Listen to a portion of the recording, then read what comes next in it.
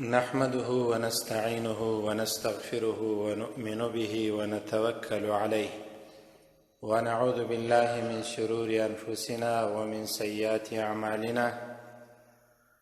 من يهده الله فلا مضل له ومن يضلل فلا هادي له، ونشهد أن لا إله إلا الله وحده لا شريك له، ونشهد أن محمدا عبده ورسوله. أما بعد، فأعوذ بالله من الشيطان الرجيم. بسم الله الرحمن الرحيم. قال الله عز وجل: أمن يجيب المضطر إذا دعاه ويكشف السوء ويجعلكم خلفاء الأرض أإله مع الله قليلا ما تذكرون. وقال الله تبارك وتعالى: ولقد نادانا نوح فلنعم المجيبون. وقال الله تبارك وتعالى: إن ربي قريب مجيب. وقال الله عز وجل: وإذا سألك عبادي عني فإني قريب أجيب دعوة الداعي إذا دعان. وعن أنس رضي الله عنه قال: كان أكثر دعاء النبي صلى الله عليه وسلم: اللهم ربنا آتنا في الدنيا حسنة وفي الآخرة حسنة وقنا عذاب النار. متفق عليه، أو كما قال صلى الله عليه وسلم. صدق الله العلي العظيم وصدق رسوله النبي الكريم، ونحن على ذلك من الشاهدين والشاكرين، والحمد لله رب العالمين. د الله جل جلاله 45 نوم المجيب جل جلاله دی. المجیب ژباړه او ترجمه موږ داسې کولی سو، او ژباړه په داسې ډول باندې د هغه ذات چې د مخلوق فریاد قبلوي، د مخلوق زاری قبلوي، د مخلوق د انسانانو دعاوی قبلوي، هغه ذات چې د انسانانو کارونو او اعمال قبلوي، هغه ذات چې د انسانانو د ښو ارادو ثوابونه ورکوي، هغه ذات چې د انسانانو ذره ذره ښه کار، ښه دعا، ښه خبره قبلوي. المجیب جل جلاله. ما مخکې ویلي دي، اوس بیا وایم. د الله رب العزت نومونه دومره درانه او سنګین دي، چاته چې الله رب العزت توفیق د خپلو نومونو د ویلو او د تفصیل او د تشریح ورکړي او د اورېدلو ورکړي، بس په نړۍ کې زما په نظر هغه تر ټولو خوشبخته دي. ولې ښه زوی هغه زوی دی چې خپل پلار په هغه نامه باندې یاد کړي د کمې ورځې څخه چې مور په خوله کې نوم ورچولی، بابا ته په دا نامه وایي. اصلي نوم یې دا دی، د دغې قبیلې او قوم څخه دی، دغه صفات لري، پلار دې ښه ګزاره کوي، پلان پلان پلان. نو پلار چې د زوی په دغه صفاتو خبر سي، ډېر خوشحاله سي. الله رب العزت المجیب جل جلاله چې د مخلوق په ټولو ارادو خبر وو، او اوس د فرشتو په دربارو په مخ او حضور کې دا وایي چې زما بندگان زما د نامه د اورېدلو لپاره راټول سوي دي، زه په دې باندې فخر کوم. او دا خو زما ټینګه عقیده ده، ان شاء الله تعالی، ان شاء الله تعالی، ان شاء الله تعالی، چې هر چهارشنبه د دغه ذات مبارک نوم اخلو. زما ټینګه عقیده ده چې هر چهارشنبه ماښام به په اسمانو کې زموږ د مغفرت اعلان کیږي. ولې الله مخکې مې دا خبره کړې ده، الله ډېر غیرتمند ذات، ډېر غیرتمند ذات دی. د غیرتي انسان په دنیا کې علامه ده، په دنیا کې چې پر کشنی شانو باندې حساب نه در سره کوي. د انساني غیرت تقاضا غوښتنه ده نو الله په څو چنده باندې بلکې زموږ عقلونه کار نه کوي تر هغه لوړ الله غیرتي ذات دی. نو که ګناه صغیره راڅخه سوې وه کوچنۍ هغه الله را معافوي او په دې ناسته باندې معاف هم سوله. نن چې د ورځې څه ګناهونه سوي وه د هفتې څه صغیره ګناهونه مو قصدا نه وه کړي راڅخه سوي وه هغه معاف سول. المجیب جل جلاله هغه ذات چې ستا د هرې خبرې په انتظار دی چې ژر یې قبوله کم او ته وبخښل سې. ستا د هر نیک او ښه عمل په انتظار چې راورسیږي اسمانو ته راوخیږي او زه ژر قبول کم. ځکه نو یو حدیث شریف کې راځي چې انسان ښایسته لمونځ وکړي، دروند او سنګین لمونځ وکړي، د خپلو آدابو سره یې وکړي، دا په یو معطر او خوشبویه ټوکر کې وپیچل سي او د اسمان و طرف ته د قبلېدو و طرف ته روان سي. هلته د الله رب العزت په دربار کې چې قبول سو نو لارې ورکول کېږي. د اول اسمان فرشتې ملایکې د دوم اسمان د دریم اسمان لارې ورکول کېږي قبول سي. الله په دې انتظار دی چې زما بنده به څنګه لمونځ وکړي چې ژر یې زه قبول کمه او د هغه لمونځ د ده د بخشش او مغفرت د لوی عذاب څخه د ازادۍ سبب وګرځي. او چې کله بیا لمونځ سم ونه سي په داسې ټوکر کې وپیچل سي چې بد بویه ځي، اسمانو ته نه پورته کېږي، لارې ټولې ورباندې بندې سي، هر څومره چې کوشش وسي لوړ طرف ته اجازه نه وي، هغه لاندې ځي. لاندې لا څه کوي کاشکې چې لاندې تللی، ارمان به مو دا نه وای کاشکې چې لاندې تللی. دا خو لا څه کوي پر هغه انسان پر مخ باندې رووال سي کم انسان چې د لمونځ ادا کړی که خراب لمونځ، که رکوع نه وه سمه، سجده نه وه سمه. او رسول علیه الصلاة والسلام یو حدیث کې فرمایي تر ټولو بد غل هغه غل دی چې په لمانځه کې غلا کوي، رکوع سمه نه کوي، سجده سمه نه کوي. او په وارو دا تقریر کې موږ خبره کړې ده چې لمونځ ته خو وخت ورکوو، هسې ورکوو، 2-3 دقیقې به لابد وخت کې ورکو. اوس مو 8-9 دقیقې ورکړلې ماښام لمانځه ته 10 دقیقې ورکړي، ماخستن لمانځه ته 15 دقیقې ورکوئ، 11 دقیقې ورکړي. دا لمونځ مو ښایسته کېږي، ځي اسمان ته. الله په دې انتظار دی چې د یو انسان سجده زه قبوله کړمه. المجیب جل جلاله هغه ذات چې د انسانانو ویش اخ قبلوي، زارۍ قبلوي، د زړه څخه راوتلی او کوټل سوی اواز چې په کلونو په زړه کې د یو مسلمان بندو تر حلق او ستوني نسوای راتېرېدلی او تر خوله نسوای راوتلی، دغه لوی ذات ته بس دغه اواز وکړه چې ربي ته زما ربې زما څه ګناه وسول ته یې قبوله کړه. المجیب جل جلاله د الله رب العزت 45 نوم دی، فورا یې الله رب العزت قبلوي سمدستي. زوړ نوی نه غواړي.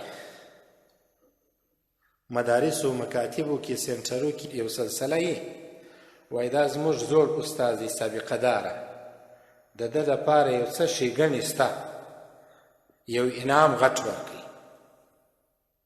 او دا مو نوی سږ کال نوی استاد دی، ده ته په لاندې یو ټیټ سیم کې ځای ورکوي، هندسه نسي درسولی، دا اول سیم په ریاضي ورکوي، دا اول سیم پښتو کتاب ورکوي، هغه اوله سپاره او نوراني قاعده ورکوي.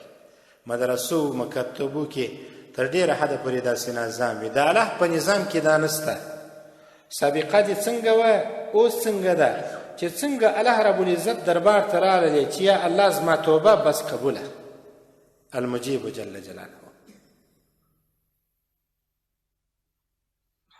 ځکه نو رسول صلی الله علیه وسلم به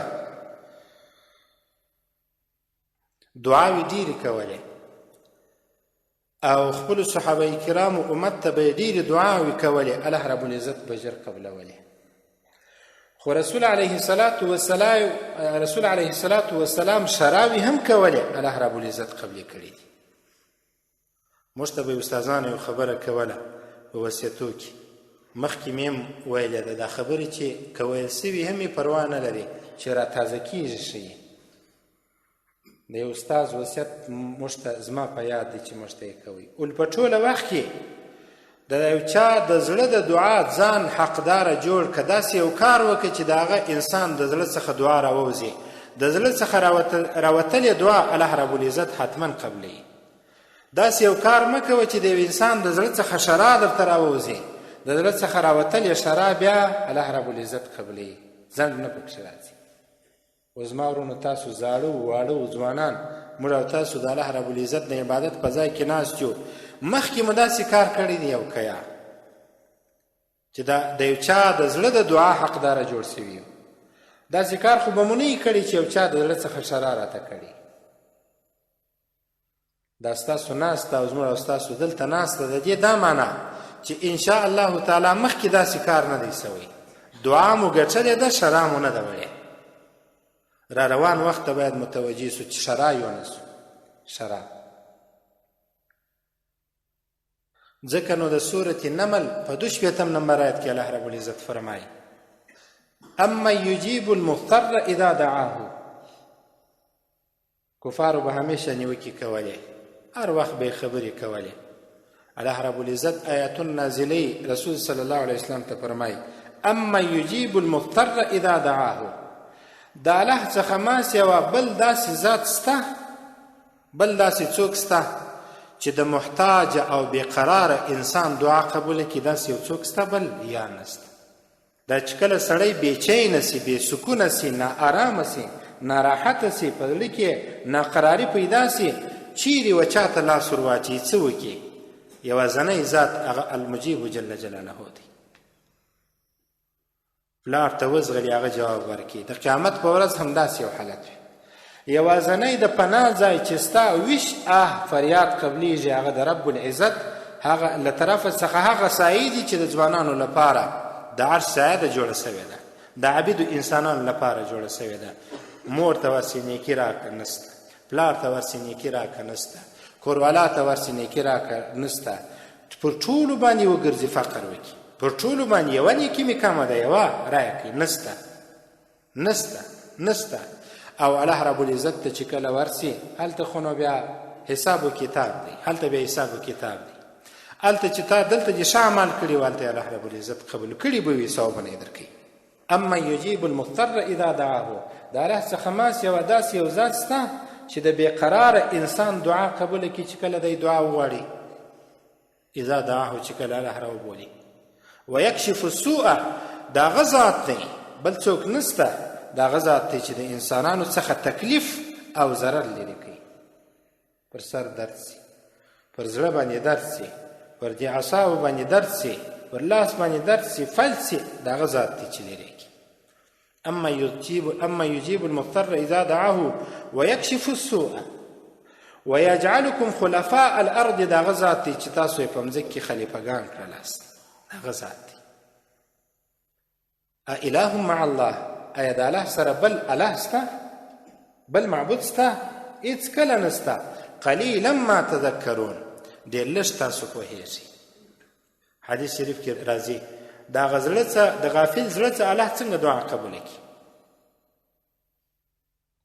قلیلا ما تذکرون یو عالم یو مفسر د دې آیات په تفسیر کې لیکلي وه قلیلا ما تذکرون د آیات د دې ټوټې په تفسیر کې لیکلي وه دا حدیث هم راخستی وای چې د غافل زړه څخه الله دعا نه قبلوي د دغې خولې او د زړه څخه به څنګه الله رب العزت المجیب جل جلاله دعا قبوله کړي چې راولاړ سي نه دعا په یاد وي نه الفاظ په یاد وي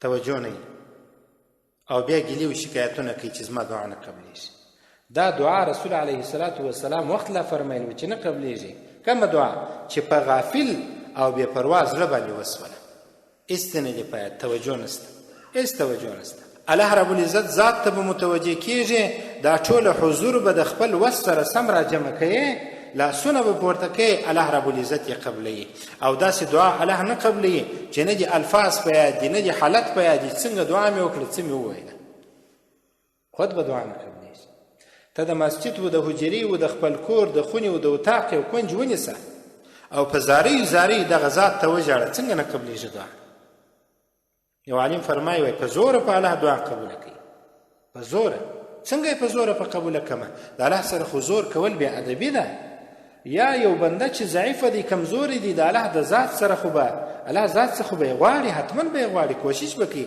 اوښکې به تویوي چې الله ته به ما معافوي بل څوک ما نسي معافولی ته دا زما دعا ته لبیک و شراغلاستو د قبلېدو اعلان کولی سي بل څوک یې نسي قبلولی قلیلا ما تذکرون خو موږ پوهېږو نه علم نه دی را سره چې څنګه الفاظ دي څنګه مې وویله څنګه الله قبوله کړله موږ نه پوهېږو قلیلا ما تذکرون ځکه نو د الله دوستان وایي چې کله په دعا شروع وکړي بیا یې ژر نه پرېږدي دعا الله دوستان چې په دعا شروع وکړي بیا یې ژر نه ختموي ډېره اوږده دعا کوي ډېره اوږده دعا کوي رسول علیه الصلاة وسلام به هم ډېر اوږده دعا کوله او خپل امت دغه کسانو ته به دعاوې کولې چې الله دغه کسان د خواریو زحمتو د ناحقه ټکو پلان څخه راوساته الله رب العزت به دعاوې قبلولې که د رسول علیه الصلاة وسلام دعاوې نه وای قبلې سوي اوس به زموږ بل حالت وای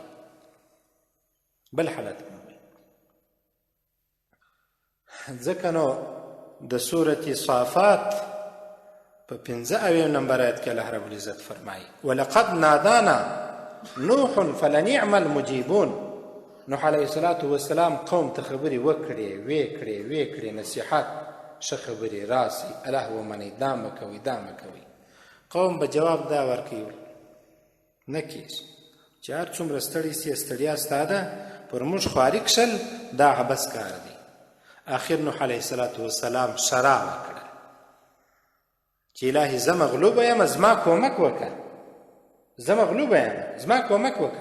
الله رب العزت رسول علیه الصلاة وسلام ته د نوح علیه الصلاة وسلام قصه کوي په وحي کې ولقد نادانا نوح بشک نوح علیه الصلاة وسلام موږ ته آواز وکړي چې وکړي آواز یې وکړي فلنعم المجيبون موږ هغه کسان وو چې د نوح علیه الصلاة وسلام مشرا قبوله کړله او هغه قوم مو هلاک و تباه و برباد کړي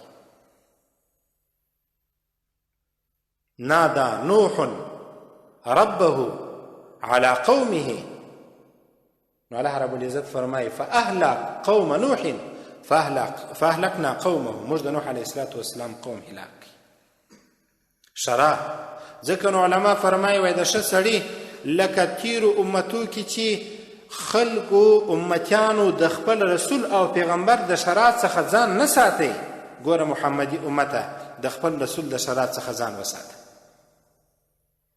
ګوره د رسول علیه الصلاة وسلام د امت هر فرده د ښو انسانانو دعا یوسه د ښو انسانانو د شرایط څخه ځان وساته د مظلوم مو د یتیم مو د کونډې د خوار د فقیر دغه د شراو څخه ځان وساته دعا یې واخله رسول علیه الصلاة وسلام نه فرمایي ښه فرمایي چې کله روژه راورسیږي که څوک په دغه ورځو کې په الله باندې څوک ځان معاف نه کړي کومو کسانو ته یې شرا وکړله منبر ته خطی یو قدم یې کښېښوي آمین بل یې کښېښوي آمین بل یې کښېښوي آمین مور و پلار که در څخه ازار وه په مور و پلار دې ځان معاف نه کوي د هلاکت شرا درته سوې ده که به دې په روژه کې په الله رب العزت ځان معاف نه کړي د هلاکت شرا درته سوې ده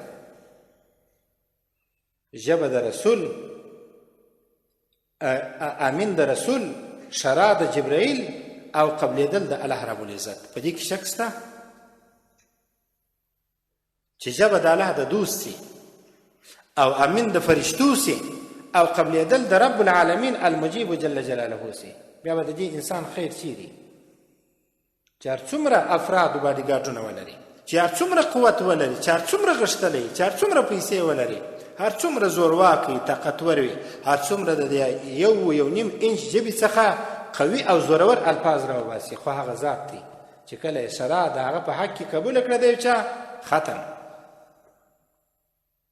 ولقد نادانا نوح فلنعم المجيبون نوح علیه الصلاة وسلام د خپل قوم ته شرع وکړله او موږ یې راوبللو موږ ته یې وویله الله رب العزت فرمایي فلنعم المجيبون ډېر ښه دي هغه کسان چې د انسانانو دعاوې و شرایو قبلوي فلنعم المجيبون صحابه پوښتنه وکړله ول دا زموږ رب نږدې دی د رسول علیه الصلاة وسلام څخه پوښتنه وکړه دا زموږ رب نږدې دی چې مناجات ورسره وکړو او کلی د دې غږ ور وکړو په زوره چې څوک نږدې داسې په کرار اواز باندې چې بیخي نږدې بیا بیخي به کرار اواز او چې لرې لوړ اواز کوي. صحابه کرام ورته وفرمایل رسول علیه الصلاة والسلام ته دا زموږ رب نږدې دی چې مناجات ورسره وکړو پټې خبرې او که لرې دی چې اواز ورته وکړو. الله رب العزت آیات نازل کړي د سورة بقرې 186 نمبر آیت نازل کړي وإذا سألك عبادي عني فإني قریب. که زما په باره کې سألك عبادي زما بندگانو پوښتنه وکړله ستا څخه ای رسوله زما په باره کې پوښتنه وکړله فإني قریب زور نږدې یم. یو بل آیت کې راځي موږ انسان ته د ده تر شارک لا ورنږدې یو شارک تر هغه لا ورنږدې یو. ای رسول ورته ووایه چې زه فإني قریب نږدې یم اجیب دعوة الداعي اذا دعان. څوک چې ما ته رابولي هغه ته د هغه دعا قبلوم. څوک چې زما څخه دعا غواړي هغه دعا ورقبلوم. زه نږدې یم لرې نه یم. الله رب العزت په توره شپه کې راوولي دعا وغواړي الله یې قبلوي. د ورځې پر 12 بجې دعا وکړي الله یې قبلوي. او تیره چهارشنبه مې وویله د صلحاو په مجلس کې کښېنئ دعاوې ځینې غواړئ ورته دعا وکړه. موږ ټولو ته دعا وکړه اجتماعي دعا وکړه.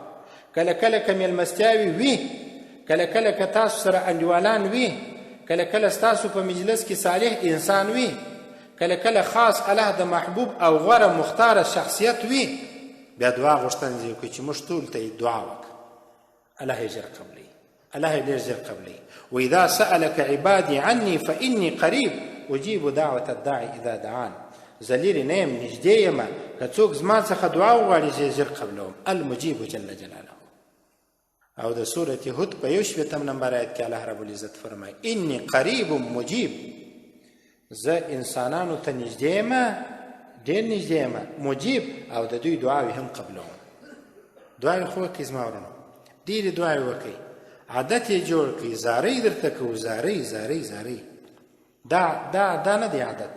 د لمانځه وروسته چې زموږ او ستاسو په مساجدو محلو کې په مسجدو کې دا ژر دعاوې چې کېږي باید چې څنګه ولاړ شي دا نه قبلېږي. رسول علیه الصلاة والسلام فرمایل دي د غافل زړه څخه الله دعا نه قبلوي.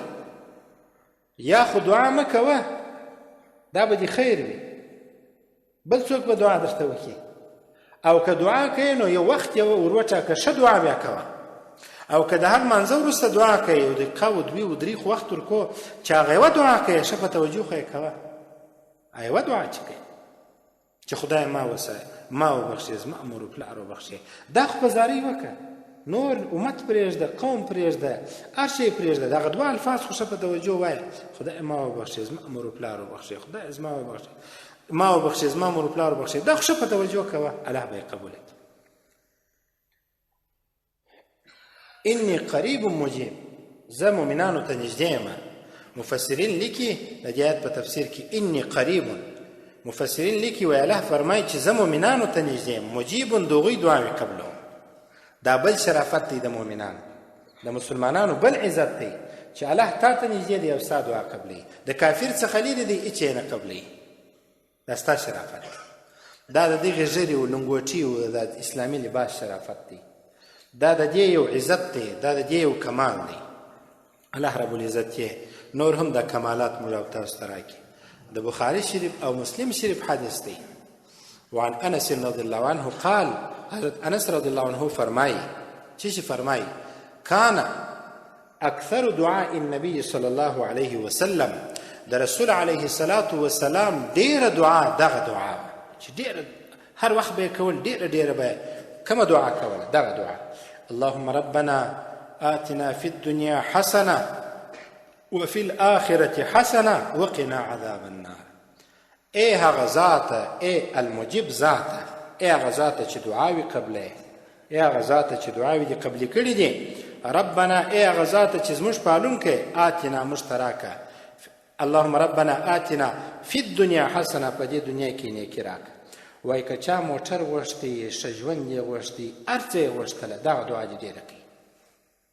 حسنتن نیکي په نیکي کې هر شی راله په دنیا کې هر شی چې ته تصور کوې هغه راله قرض مې را ادا که و دکان را سم که ښه اولاد را که زوی مې را صالح که ما عبید که ما متقی که ما پرهیزګاره که ما لمونځګزاره که ما پلان که پلان که پلان که پلان که دغه دعا ډیره ډیره کوه. اللهم ربنا آتنا فی الدنیا حسنه وفي الآخرة حسنه. او ای المجیب ذاته جل جلاله په آخرت کې هم نیکي راکړه. چې نیکي عملنامه پرستلاس، د انبیاو شفاعت، د صلحاو سپارښتنه، د علماو سپارښتنه او شفاعت، د هر چا شفاعت چې رب ته په آخرت کې قبله هغه زما په نصیب که. دا دعا کوي، دا دعا کوي رب په دې دنیا کې چې د کومو انسانانو دعا ته قبله، الهي دا هغه دعا زما په حق کې قبوله که. الهي په آخرت کې چې کومه نیکي ته مؤمنانو ته ورکوې هغه نیکي و ما ته راکه. وقنا عذاب النار، وقنا عذاب النار. او الهي موږ وساته د اور د عذاب څخه. دا دعاوې کوي او دا دعاوې الله رب العزت قبلې کړي دي. ځکه نو علما فرمایي وایي د قرآن کریم چل ربنا چل ربنا څلوېښت ربنا آتنا فی الدنیا، ربنا هب لنا، ربنا دا ربنا چې په سر کې راغلي دا ټولې دعاوې قبلې سوي دعاوې دي، قبلې سوي. دا چې ما زیو غواړي ستا په حق کې هم قبلېږي. و توجه غواړي، ښه دعا، ښه ادب، مخامخ قبلې ته متوجه سه، فکر دې در خپل وس سره سم راټول که الله رب العزت ته متوجه سه او دعا وکړه. په یوه دعا قومونه ړنګ سوي دي، په یوه دعا قومونه آباد سوي دي، وبخښئ، په یوه دعا قومونه آباد سوي دي، په یوه شرع قومونه برباد سوي دي. خو موږ چې یوه شرع څه که، یوه دعا څه که چې د لکاو انسانانو دعا سره راجمع کړو نه قبلېږي. توجه نه وي، د لکاو انسانانو شراوي سره راجمع که یوه شرع الله رب العزت نه قبلوي. ولې؟ توجه نشته. ابراهیم علیه السلام دعا وکړل د مکې خلکو ته، د مکې خلکو ته. رسول علیه السلام دعا وکړل د مدینې خلکو ته. دواړه آباد، د قیامت ورځې پورې به آباد وي، د قیامت ورځې پورې. یوه خلیل الله دعا یوه شار ته کړې ده، یوه شار ته بیا محبوب الله دعا کړې، یوه ته ابراهیم علیه السلام یوه شار ته دعا وکړه، بل ته بیا رسول علیه السلام دعا وکړه، او افغانانو ته بیا حضرت عثمان رضی الله عنه دعا کړې. او ډیرو نورو لوړو علماء کرامو په تاریخ کې چې راځي دې منطقي خلکو ته دعا کړې.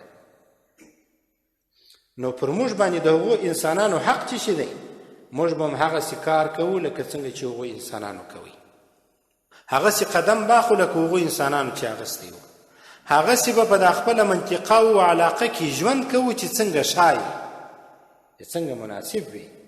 ژوند د نورو څخه مه زده کوئ، علم د نورو څخه زده کوئ، د ژوند چارې د نورو څخه مه زده کوئ، اخلاق د چا څخه زده کوئ.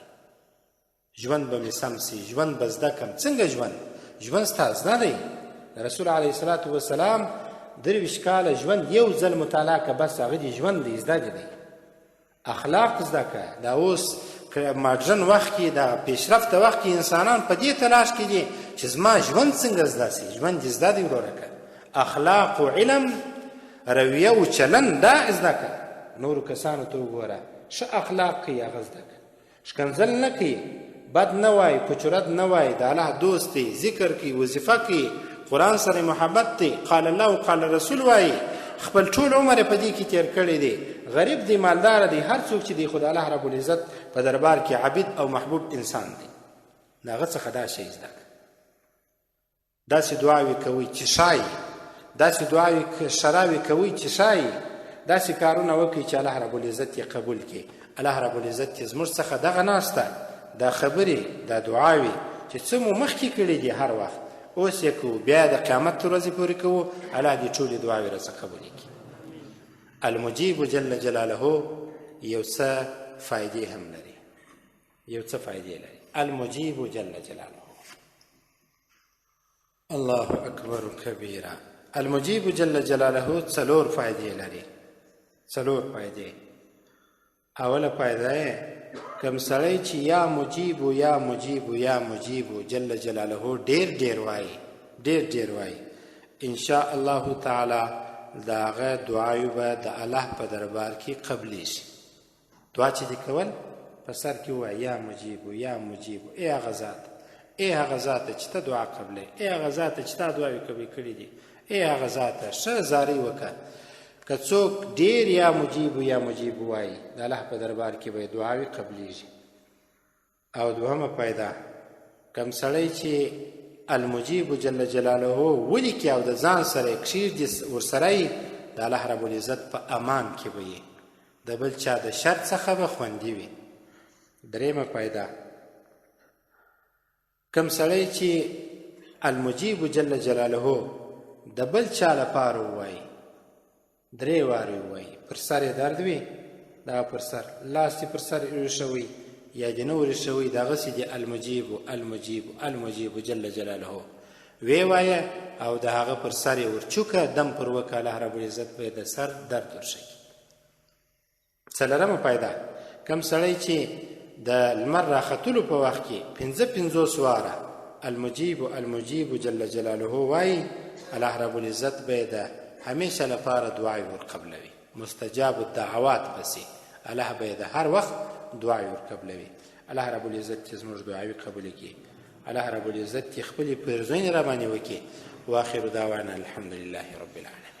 الحمد لله رب العالمين والعاقبة للمتقين والصلاة والسلام على سيد رسله وآله وصحبه أجمعين. ربنا ظلمنا أنفسنا وإن لم تغفر لنا وترحمنا لنكونن من الخاسرين. ای هغه ذات چې همیشه ستا باچی ستا او د مخلوق باچی ړنګیږي، ای هغه ذات چې همیشه ستا قدرت ستا او د مخلوق قدرت ختمیږي، ای هغه ذات چې همیشه ستا وجود ستا او د مخلوق وجود ختمیږي، په خپل فضل او کرم باندې زموږ دعاوې قبول کړه. الهي د چا په حق کې چې مو دعاوې کړې دي اوس یې کوو، بیا یې کوو، ټولې قبول کړه. د چا په حق کې چې مو دعاوې کړې وي، د خپل مور او پلار، د خپلو خوندو ورونو، د مندو، د کورنۍ، د قریبانو، نږدې او لرو، د چا په حق کې چې مو دعا کړې ده، که مو په نامه اخیستې دي، که یې په رنګ یې پېژنو، د چا په باره کې چې مو هر وخت هر څنګه دعا کړې ده، الهي ته هغه دعا قبوله کړه. الهي د کفارو په باب چې مسلمانانو هر چیرې شرع ستاسې غوښتې ده، الهي هغه شرع قبوله کړه. الهي که مسلمانان ستا په مقدس د عبادت په ځای کې کعبة الله کې، حرم شریف کې، ستا د محبوب صلی الله علیه وسلم د روضې بغل ته هر څوک چې د مسلمانانو د هر چا لپاره دعا غواړي، د مسلمانانو نارینه او ښځینه لپاره او خصوصا د افغانانو لپاره، الهي هغه ټولې دعاوې قبولې کړه. او چا چې د کفارو او بدو انسانانو لپاره شراوې غوښتې وي، الهي هغه شراوې قبولې کړه. الهي ته هغه ذات یې چې بل څوک دعا نسي قبلولی، ته یې قبلولی سې، زموږ عاجزو انسانانو دعا قبوله کړه. چا چې حال رالیږلی دی، چا چې غوښتنه کړې ده، چا چې ټلیفون کړی دی، چا چې خط رالیږلی دی، الهي د هر چا چې هر څه مشکل وي، الهي ته هغه مشکل ور حل کړه. الهي حاضرین کسان چې د هر ځای څخه رالل، که یې زه پېژنم که یې نه پېژنم، که ما ته نږدې دي که نه دي نږدې، که مې ملګري دي که نه دي ملګري، خو چې دلته راله الهي د ټولې دعاوې قبولې کړي. الهي حاضر مجلس شاد او آباد کړي. الهي حاضر مجلس د قبر د عذاب وساتي، د آخرت د عذاب وساتي. په دې دنیا کې هوسا او ښه ژوند ورکړي. په دې دنیا کې د اولادو په اولادو د دوی ارمان ور وکاږي، په خپلو کوچنیانو د دوی ارمان ور وکاږي.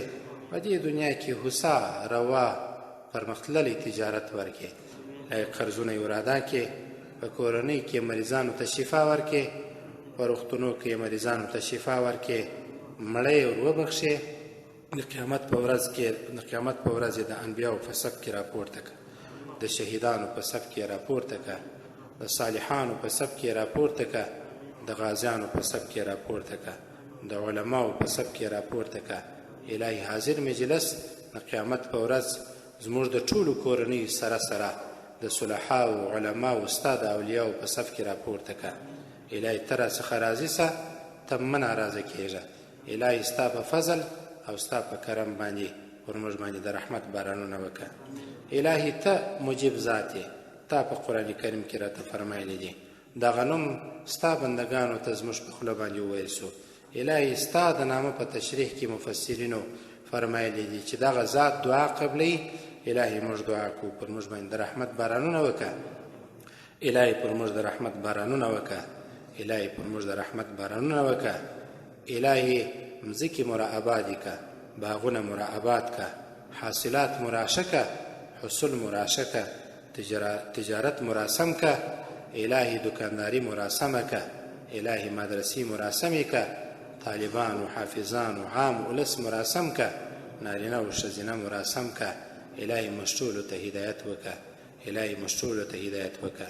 الهي هر وخت چې هر څوک د دغه مرکز لپاره نیک او ښه قدم اخلي، د جامع نعمانیه نقشبندي اسلامي لپاره ښه خبره کوي، ښه سوچ او فکر کوي، الهي په هغه ځای کې ځای ورکه چې تی انبیاو ته ورکوې. الهي هغه جنت ورکه چې تی محبوب انسانانو ته ورکوې. الهي هغه پیرزوینه ورباندې وکړه چې تی پر خاصو بندګانو کوې. الهي ستا د اولیاو په صف کې دغه کسان چې د دا مرکز لپاره خواري کاږي، الهي په خپلو مقربو او نږدې بندګانو کې شمار کړه. ربنا